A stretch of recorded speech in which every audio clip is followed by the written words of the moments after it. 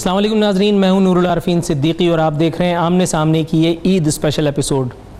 ईद का मौका है, खुशियों का त्यौहार है। हर आदमी अपने अंदाज़ में ईद अपनी फैमिलीज़ के साथ एंजॉय कर रहा है, मना रहा है। इस दफ़ा हमने भी सोचा कि कुछ डिफरेंट ट्राई करें। आज हमारे साथ एक ऐसी शख्सियत मौजूद है जो नॉर्मली तो मेहमान खुसूसी हुआ करते हैं, लेकिन आज हमारे साथ इस इवनिंग के वो मेज़बान हैं। मैं बात कर रहा हूँ सिंध के वज़ीर मवासलात, वज़ीर ट्रांसपोर्ट, वज़ीर पता नहीं क्या क्या, जनाब सैयद नासिर हुसैन शाह साहब। अस्सलाम वालेकुम सर। वालेकुम अस्सलाम। कैसे मिजाज हैं? अल्हम्दुलिल्लाह। सर सबसे पहले तो आपका बहुत ताउन का शुक्रिया कि आपकी वजह से हम सभी से एक प्लेटफॉर्म पे इकट्ठे हो सके और ईद की खुशियाँ एक साथ शेयर कर रहे हैं।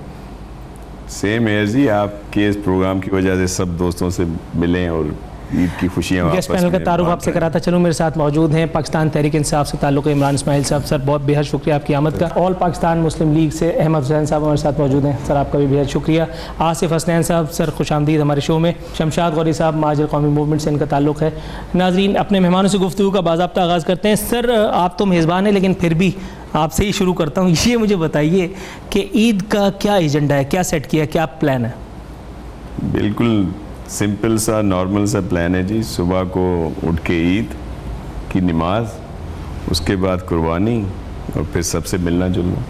वज़ीर बनने के बाद ईद में कितना फ़र्क आ जाता है? एक आम आदमी की और एक वज़ीर की ईद में कितना फ़र्क है सर? कोई फ़र्क नहीं है। नहीं एक है ही तो? चीज़ नहीं, कोई फ़र्क नहीं होता। एक ही जैसी ईद होती है। वही बड़े हैं तो उनसे ईदी ली जाती है और बाकी छोटों को ईदी दी जाती है। यही सिलसिला है और वो इसमें कोई फ़र्क नहीं पड़ता। अच्छा, सियासी तौर पे जो वज़ीर बनने के बाद अगर मेरी वालदा हयात हैं, अल्हम्दुलिल्लाह, अल्लाह ज़िंदगी दे, सेहत दे, तो वो हयात हैं कि वज़ीर बनने के बाद भी ईदी उन्हीं से लूँगा। ये तो नहीं है कि वज़ीर बन जाऊँ फिर कहूँ जी अब ईदी आपसे नहीं लेनी। या जो बुज़ुर्ग हैं फैमिली में जो शुरू से देते आते हैं ईदी, उनसे मिलते हैं। और एक जो हमारा एक सिलसिला होता है ट्रेडिशनली कि गांव में ईद पड़ी जाती है, फिर हमारा जो बड़ा घर है वहाँ पे जाते हैं, सबसे मिलते हैं वहाँ पे, फिर घर आते हैं। अच्छा, वज़ीर अगर ईदी देता हुआ पकड़ा जाए तो नैब एक्टिव हो जाता है, उसके बारे में क्या कहेंगे? ईदी लेते हुए पकड़ा जाए तो देते हुए नहीं। ये मैं आपको एक और मज़े की बात बताऊँ, ये वाहिद दिन होते हैं ईदों के जिस पे न लेने पे कोई पकड़ता है, ना देने में कोई पकड़ता है। कोई ऑडिट नहीं है इसमें, कोई लिमिट नहीं है। हाँ, अगर ये बात लोगों को सही तरीके से समझ में आ जाए तो सारी चीज़ें ईद वाले दिनों में होने लग जाए। इमरान इस्माइल साहब से बात करते हैं। सर ये बताइए आपकी ईद कितनी डिफरेंट है? एक पूरी तहरीक चली, उस तहरीक का नतीजा भी सबने देखा। किस हद तक मुतमईन है और कितना काम अभी बाकी है?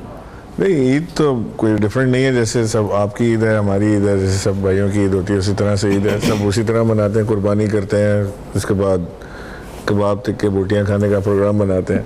हमारा थोड़ा सा नासिर भाई से मेरा ख्याल है मुख्तलिफ, इसलिए कि इनके ऊपर जिम्मेदारी है शहर की आलाइशों को साफ़ करना, ख्याल करना चीज़ों का, उसमें ज़्यादा बिजी होते होंगे जो भी इस वक्त गवर्नमेंट में हैं लोग। तो मेरा ख्याल है सिर्फ नासिर भाई हैं गवर्नमेंट में, यहाँ पे बाकी सब तो अपोजिशन के बैठे हुए हैं। तो बाकी हम फिर इनके मुकाबले में फिर भी काफ़ी कदरे एक सियासी आदमी की ईद में और एक आम आदमी की ईद में क्या फ़र्क होगा? कोई फ़र्क नहीं होता। सेम। सियासी आदमी की ईद में ज़्यादा सोशलाइजिंग थोड़ी सी बढ़ जाती है। एक दिन आप अपनी पार्टी के लोगों से मुलाकात कर रख लेते हैं, वर्कर्स के साथ कुछ थोड़ा बारबेक्यू शारबेक्यू कर लिया, मिल लिया, उनके साथ गपशप मार ली। आम आदमी की ज़िंदगी में सोशलाइजिंग डिफरेंट तरह की होती है। एक आध दिन ऐसा गुजरता है जो अपनी पार्टी के लोगों के साथ, वर्कर्स के साथ मनाते हैं, बाकी उसी तरह फैमिली के साथ होते हैं, एक आम आदमी की तरह। अहमद साहब, सर अपनी ईद का कुछ अहवाल ज़रा बयान कीजिए। अब तक की ईदें कैसी गुजरी और आगे की ईदों का क्या प्लान है? इस ईद का क्या प्लान है? माशाल्लाह नॉर्मल तरीका ही है सबका, जिस तरह और लोगों का तरीका सबका नॉर्मल है सर। सबका हम सब उसका है, बस हम माशाल्लाह सब भाई साथ ही रहते हैं, अरफीन भाई। और क्या कहते हैं, नमाज़ पढ़ने के बाद वालदा के पास पेश वही है कुर्बानी का सिलसिला, दोपहर को खाना, फिर रात को बारबेक्यू, फिर नेक्स्ट डे फिर वो जो कारकुनान वर्कर्स हैं उनके साथ मिलना जुलना। मैं जब से मुझे जिम्मेदारी दी गई उसके बाद से मैं सिलसिला पहला और दूसरा और तीसरा दिन उनके साथ रखता हूँ। सियासी तौर पे जो एक्टिव आप हुए हैं और जो जिम्मेदारियाँ आपको मिली हैं, तो वो उस ईद में और एक पहले वाली ईद में कि जब लिबर्टी थी, कहीं भी चले जाओ, किसी से भी मिल लो, अब जिम्मेदारी बढ़ गई है माशाल्लाह। कराची में ज़ाहिर बात है, कराची का सदर हूँ, तो उसके उस मामलात को देखते हुए माशाल्लाह एक ग्रोथ और ज़िम्मेदारी जिस तरह बढ़ी है, उसमें पिछली और अब ईदों में बहुत ज़्यादा फ़र्क आ गया। ज़ाहिर बात है कि अब एक लम्हा एक चीज़ को, ज़ाहिर बात है हम ग्रोथ की पोजीशन पे हैं। अच्छा, वैसे सवाल तो बनता है कि ईद को 4 चांद, आपकी ईद को 4 चांद लगाने के लिए मुशर्रफ साहब कब आ रहे? इंशाअल्लाह ताला with in a month. Within a month इंशाल्लाह। तो मैं उम्मीद रखूँगा पहला इंटरव्यू ना सही तो दूसरा तो मिल ही जाएगा। पहले ही करवाएंगे आपका पहले ही करवाएंगे इंशाल्लाह ताला, बिल्कुल आरफीन भाई। आसिफ हसनैन साहब, सर आपकी अपनी ईद का एजेंडा ज़रा मुझे बताइए, अब तक की ईदें आपकी कैसी गुजरी और आज आपने क्या किया? नहीं, खाले नहीं जमा करनी इस दफ़ा अच्छा, खाले जमा करने पे एक इदारा एक्टिव हो जाता है। क्योंकि जिस अंदाज में आपने जो सवाल किया है तो वो मैं पिछली पार्टी में था, तो वो पहले दिन से ही एक्टिविटी शुरू हो जाती थी। पहले दिन से ईद जिस दिन बकरा निकालते हैं उस दिन आ जाते थे, भाई अस्सलाम वालेकुम सलाम जी, मैं सेक्टर से आया भाई। अब कराची वाले खुल के खाले दे रहे हैं। हाँ, तो इस दफ़ा जाहिर सी बात है हमारे यहाँ का कोई ऐसा एजेंडा है नहीं, तो पहले दिन तो मतलब घर पे ईदी हैं, तमाम लोगों के साथ अपनी जो एक्टिविटीज़ ईद पर होती है मेरे साथ वालिदैन मेरे साथ होते हैं, तो जाहिर सी बात है कि उससे बढ़ के नेमत नहीं है। सही। उनके साथ गुजारते हैं और उनकी बदौलत बहुत से लोग उनसे मिलने के लिए आ जाते हैं जो हमसे भी मिल लेते हैं, तो बहरहाल ये रहता है। दूसरे और तीसरे दिन इसी तरह लोगों से वर्कर्स से मिलना है, तो उसके वो एक्टिविटीज़ होती है।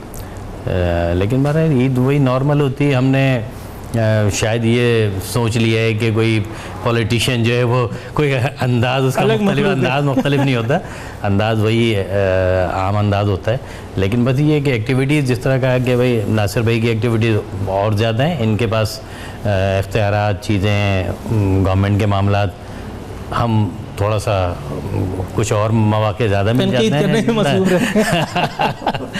शमशाद साहब, सर ये मुझे बताइएगा कि आपकी ईद में, यानी अपोजिशन का काम तनकीद करना और अपोजिशन अपना काम डट के कर रही है, इसमें तो कोई दो राय नहीं है, लेकिन आपकी ईद पर्सनल कितनी होती है और पॉलिटिकल कितनी? आरफीन भाई, हमारे साथ कुछ एक्स्ट्रा ऑर्डिनरी जिम्मेदारियाँ हैं बाकी साथियों की निस्बत। मेरे बहुत सारे साथी जेल में हैं, बहुत से साथी शहीद हो चुके, उनकी बेवाएँ हैं, यतीम बच्चे हैं, तो तमाम जो हॉलीडेज़ आते हैं उनसे पहले हम उन कामों में मसरूफ़ हो जाते हैं। उनके कपड़े पहुंचाने होते हैं, उनके घरों पे जो भी हमारी पार्टी की बिसात है कुछ ना कुछ उनके घरों पे देना होता है, राशन पहुंचाने होते हैं, जेल में मुलाकात करनी होती है। अच्छा, मौजूदा हालात में जेल में मुलाकात नासिर भाई को पता है कि बहुत मुश्किल हो गई है जेल में। इस दफ़ा ईद पर हम साथियों को हर साल कपड़े भेजते हैं। आफाक भाई बहुत शौक़ से कपड़े एक एक कपड़े को पसंद करते हैं, फिर सिलवाते हैं, फिर पैकिंग करते हैं हम सारे मिलकर, फिर जेल पहुंचाते हैं। तो इस दफ़ा वो नासिर भाई कपड़े भी जेल नहीं जा सके, गए और माड़ी से वापस आ गए। उसके बाद फिर ईद तो नॉर्मल होती है हमारी। कोई पाबंदी लगा दी है क्या? हाँ, मना कर दिया, वो कपड़े वापस आ गए। कपड़े ईद के कपड़े, हाँ ना, मैं बताता हूँ। अच्छा, तो अच्छा, फिर वो ईद का दिन जो होता है वो नॉर्मल जो हम सब का है, ईद की नमाज़ पढ़ना, महल्ले के लोगों से मुलाकातें करना, ईदगाह में लोगों से गले मिलना, फिर घर आ कर के ज़ाहिर वही कुर्बानी, फिर गोश्त बांटें, ये करें वो करें, वो फिर नॉर्मल सी मसला। सर नासिर साहब, एक तो मुझे ये बता दिएगा, अभी जो शमशाद साहब ने जिस तरफ आपकी तवज्जो दिलाई कि ईद पे कपड़े वगैरह ले जाने से, तहफ़ ले जाने से मना कर दिया गया जेलों में, इसके पीछे क्या हिकमत है? और दूसरा, इसके बाद ज़रा बताइएगा मुझे कि जरदारी साहब की आमद के बाद आपकी ईद कितनी दिलकश हो गई है? देखिए, ये जो भाई पॉइंट आउट कर रहे हैं ये बिल्कुल ऐसा ही हुआ, सब जेलों में नहीं, एक आध जेल में, क्योंकि आपने देखा होगा कि कुछ अर्सा पहले ही वहाँ से एक बहुत ही नोटोरियस दहशतगर्द जो थे वो वहाँ से भागने में कामयाब हो गए थे। इस वजह से उसको मुकम्मल तौर पर सील कर दिया गया था, और फिर हमारे लॉ इन्फोर्समेंट एजेंसीज़ के लोग, मुख्तलिफ इदारे जो हैं एक्टिव हो गए थे, क्योंकि जो लोग भागे थे वो बहुत ही इस तरह के क्रिमिनल थे जो जिनसे बहुत ज़्यादा तशवीश है सब में कि वो कोई बहुत बड़ा कोई और इस तरह का बड़ा इवेंट ना करें। राइट सर, यहाँ मुझे कमर्शियल ब्रेक पे जाना है। ब्रेक से वापस आऊँगा तो आपसे पूछूंगा कि जरदारी साहब की आमद से आपकी ईद पे क्या फ़र्क पड़ा है। नाजरीन, यहाँ वक्त एक मुख्तसर सी कमर्शियल ब्रेक पे जाने का।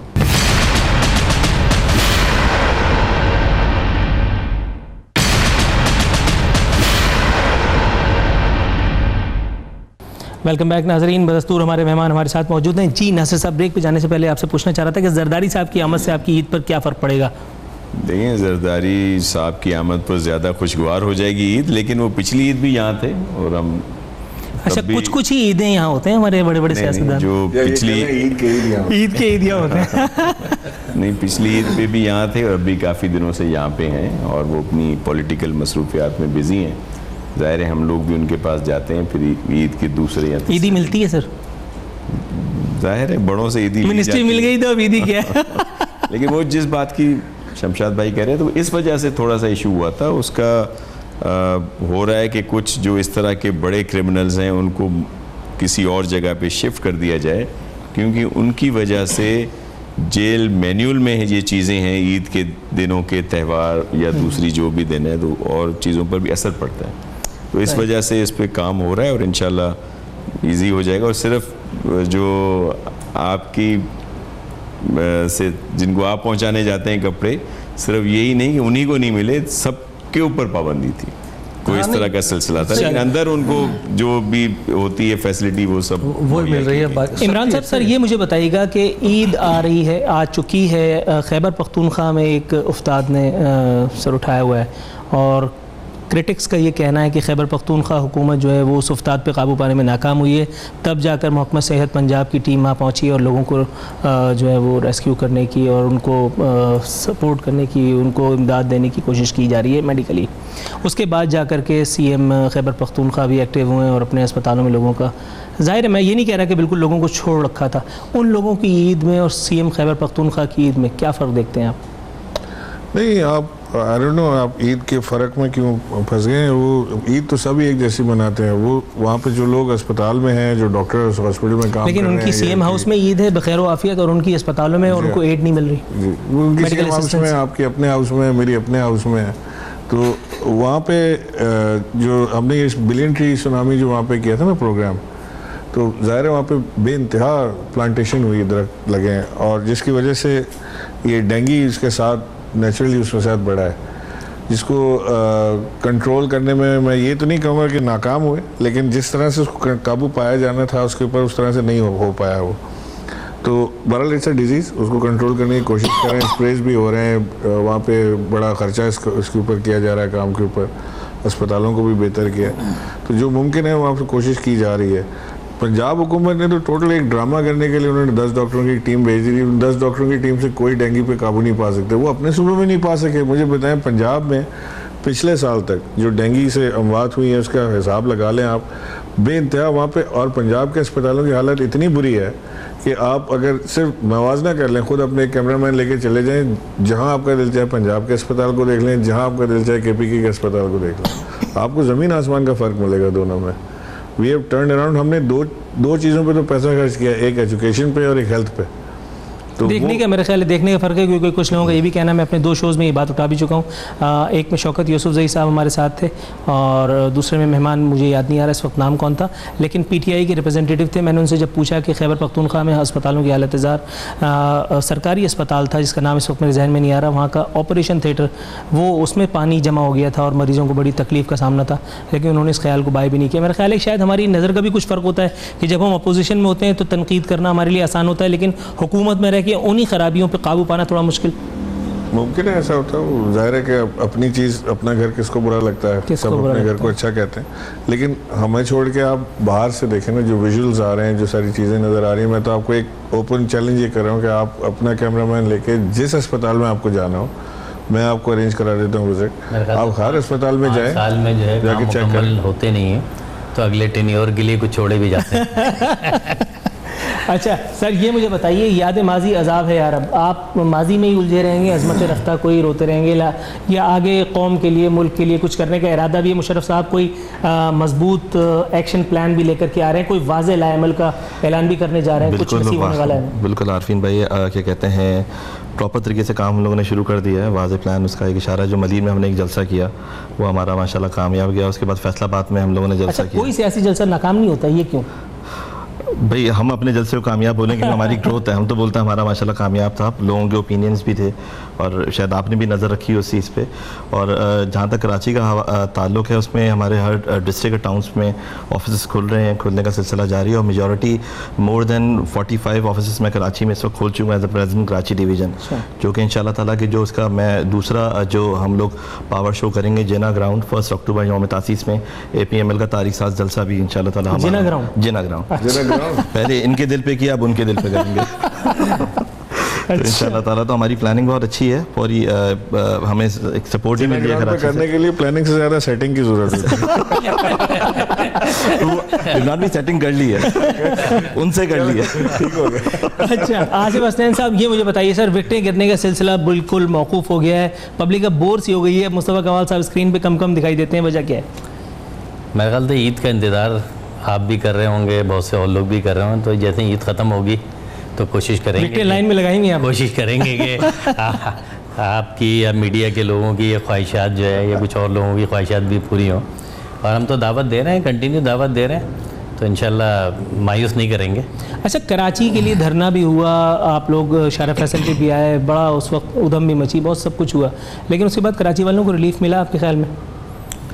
देखें, ये तो एक प्रोसेस है, जाहिर सी बात है, अपोजिशन में रहने वाले लोग जो है धरने भी करेंगे, अपने एहतजाज भी करेंगे, रैलियाँ भी निकालेंगे, उनको उनके पास तो यही काम है। दूसरा ये कि जाहिर सी बात है गवर्नमेंट ने करना है, फिर वसाइल दीगर जो भी मामलात हैं, तो इस वक्त तो ना हमारे पास लोकल गवर्नमेंट है, ना हमारे पास प्रोविंशियल गवर्नमेंट है, हमारे पास तो यही ऑप्शन है जिसको हम कर भी रहे हैं। और जाहिर सी बात है जिस तरह की प्रॉब्लम्स हैं, नो डाउट के कराची के जिस तरह के इश्यूज़ हैं, उसमें ये सारी चीज़ें हैं, इनको न सिर्फ एड्रेस करना, प्रैक्टिकली इस पर काम करना, तो जाहिर सी बात हमारे पास ये ऑप्शन है, हम उसको कर रहे हैं और इंशाल्लाह कंटिन्यू रखेंगे। आपने जो एक सवाल किया कि जी वो हर जमात का जलसा कामयाब हो जाता है, तो सबसे बड़ी बात ये कि एक तो पाकिस्तान की जो है पॉपुलेशन बहुत ज़्यादा है, आपको किसी जलसे के लिए सिर्फ आपको अनाउंस करना पड़ता है, और आप देखें कोई जलसा भी नाकाम नहीं होता, और पाकिस्तान में एक्टिविटीज़ भी लोगों के पास मेरे ख्याल से अब यही रह गई हैं जलसे में कि जी पॉलिटिक्स करें तो लोग जो है वो इन्वॉल्व हैं कहीं ना कहीं इन्वॉल्व है, तो मैं समझता हूँ मीडिया को तो खुश होना चाहिए कि लोग इन्वॉल्व तो हैं कहीं। अच्छा शमशाद साहब, सर ये मुझे बताइएगा, कुछ अर्से पहले मुत्तहदा कौमी मूवमेंट के वफ़द से भी मुलाकातें रहीं, PSP से भी मुलाकातें, बातचीत, गुफ्तगू शनीद रही, आपके ख्याल में किस हद तक खुशाइंद है ये, और इससे आगे क्या तवक्कुआत वाबस्ता की जानी चाहिए? अच्छा, मुलाकातें अरफिन भाई नहीं हुई, मुत्तहदा पाकिस्तान के रहनुमा दावतनामा लेकर आए थे, और सेम डे ही हमारे पास फ़ोन आया था कि वो लोग आना चाह रहे हैं, तो ज़रा अच्छी बात थी, और वो APC हो नहीं सकी, नाकाम हो गई, और वो जो मैं चाहता था, जो मेरी दिली ख्वाहिश आज भी है और उस दिन भी थी, कि वो APC होनी चाहिए थी, और हम तीनों पार्टियों को एक टेबल पे बैठना चाहिए था, तो अच्छा हो जाता, बेहतर हो जाता। कराची में कशीदगी रही, माजी में बहुत सारी सूरत हाल ख़राब रही, तो हम सारे लोग अगर एक जगह बैठते तो डायलॉग का सिलसिला शुरू हो जाता। तो चले ठीक है, अभी उनकी मुलतवी हुई है, वो कहते हैं कि हम फिर ट्राई करेंगे, वो अगर ट्राई कर लें, उनसे पहले हो सकता है हम ट्राई कर लें, या PSP के दोस्त कोई APC बुला लें, तो सबको शरीक होना चाहिए कराची के, सिंध के बेहतर मफाद में। और जिस किस्म की आवाज़ें आ रही हैं पाकिस्तान के हवाले से, तो मुझे इस बात का बड़ा रंज है कि पार्टियों ने बाइकआउट क्यों किया, और मेरा ख्याल है बाइकआउट का लफ्ज़ भी मुनासिब नहीं है, ये चैनल्स ने बाइकआउट का लफ्ज़ इस्तेमाल किया। या तो उनकी जो उन्होंने जो प्लान किया था, APC को बुलाया था, मुनक्किद करने की कोशिश की थी, वो बहुत जल्दी किया, उन्होंने टाइम नहीं दिया शायद पार्टियों को, और बहुत कम वक्त के अंदर उन्होंने लोगों को दावत दी, तो शायद इस वजह से लोग नहीं आ पाए। आई जस्ट विश कि MQM का कोई रिप्रेजेंटेटिव हमारे पास होता ताकि इस सवाल का जवाब उनसे जानते। नाज़रीन, मेहमानों से गुफ्तगू इस सिलसिले को जारी रखेंगे, मगर एक मुख्तसर से कमर्शियल ब्रेक के बाद।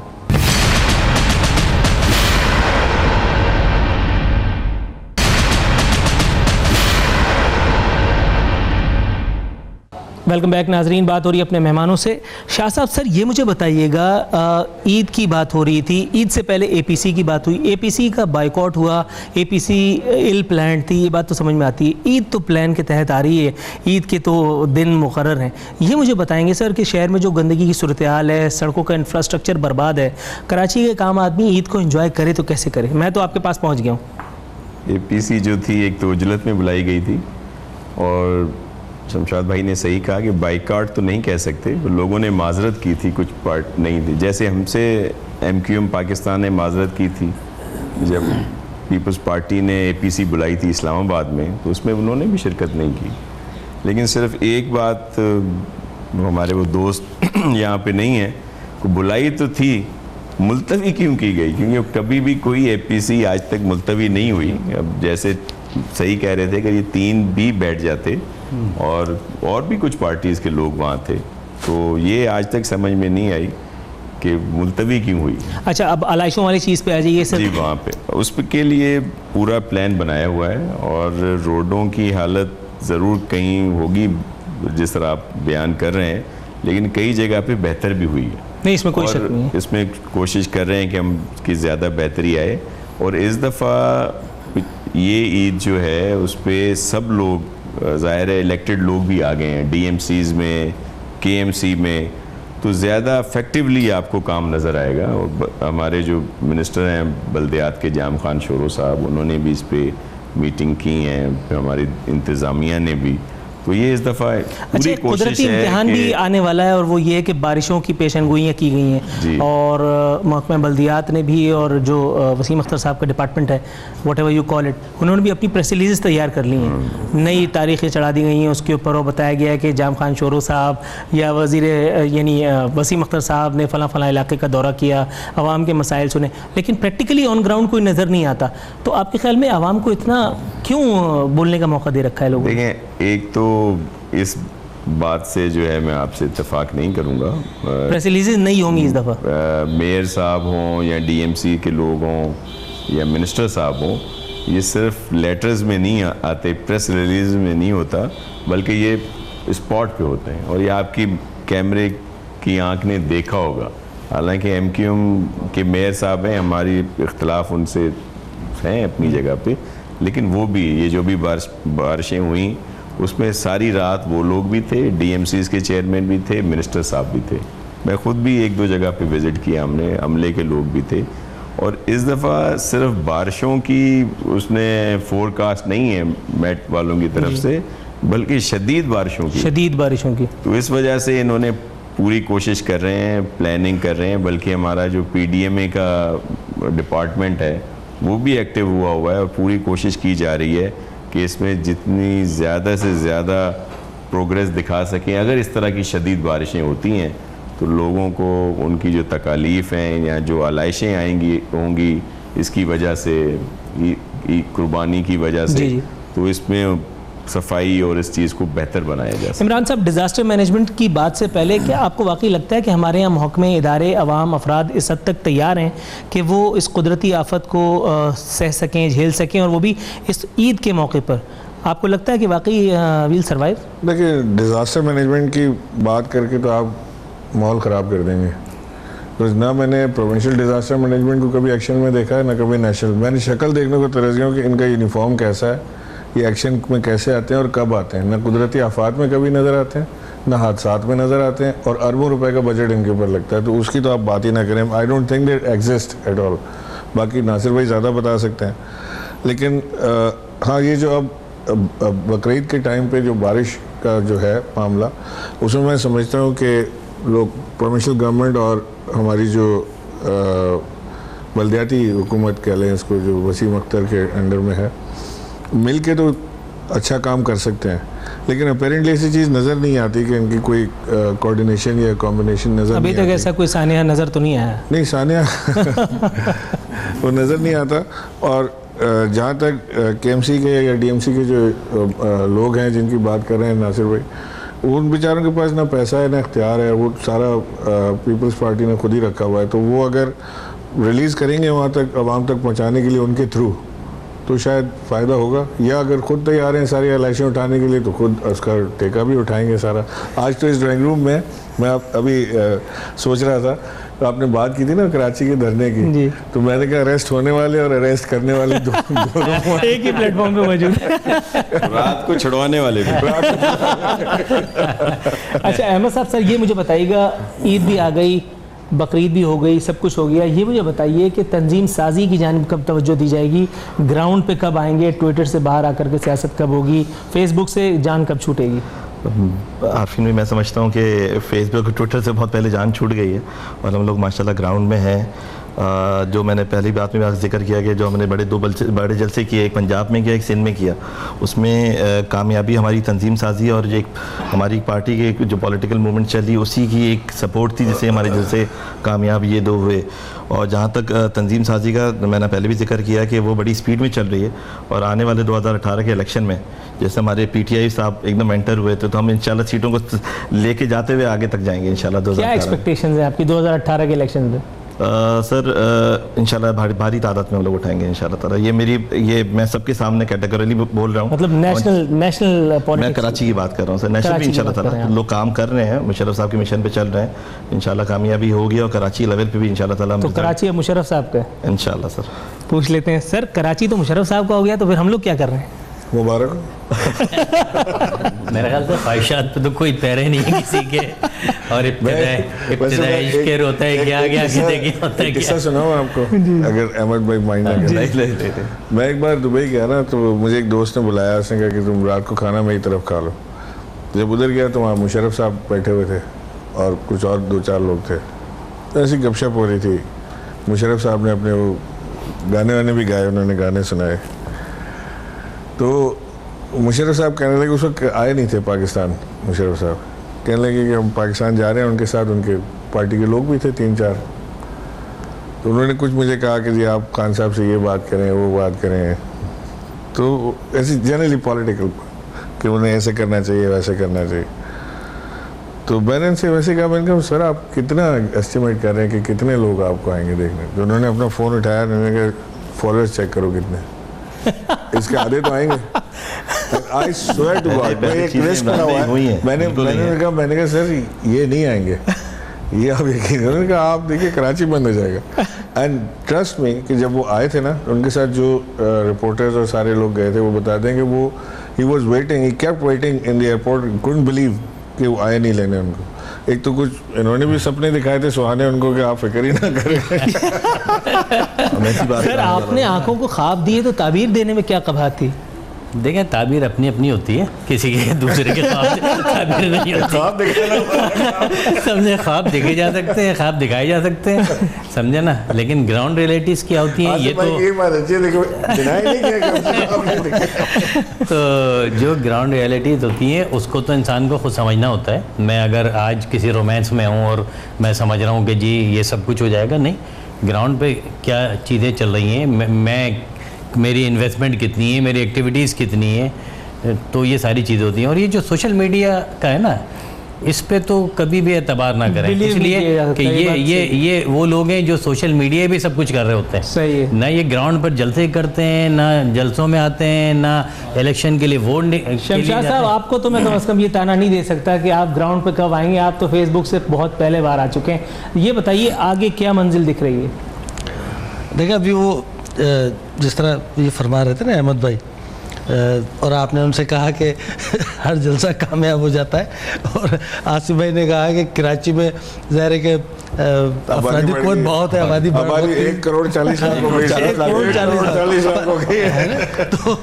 तो लेकिन हमने ख़वातीन का जलसा किया था, और मैं नहीं कहता कि कामयाब हुआ था, वो ज़ाहिर है कि कराची के लोग जानते हैं, मीडिया ने बताया कि वो कामयाब था या नाकाम था। तो किसी भी तंजीम या किसी भी पार्टी की कामयाबी का राज उसके साथियों की मेहनत में होता है, और हम ज़ाहिर है कि मेरी तो ज़िंदगी ही बीत गई मेहनत करते हुए, 9-0 से चलते चलते कहाँ से कहाँ तक हम पहुँचे। तो 9-0 को कहाँ जिक्र कर दिया सर प्रोग्राम का, ये हिस्सा भी खत्म होने वाला है। कल इसी मौजूद पे दोबारा बात करेंगे, लेकिन 9-0 से आपने जो है वो कुछ याद दिला दिया। नाज़रीन, शजरे ममनुआ कुछ भी नहीं, सियासत में तो कुछ भी शजरे ममनुआ नहीं है। नाज़रीन, हमारे मेहमान हमारे साथ मौजूद है, लेकिन हमारे प्रोग्राम का वक्त यहाँ खत्म हुआ। कल इसी प्रोग्राम का दूसरा हिस्सा आप अपनी टेलीविजन स्क्रीन पर इसी वक्त देख सकेंगे। देखते रहिए अब तक।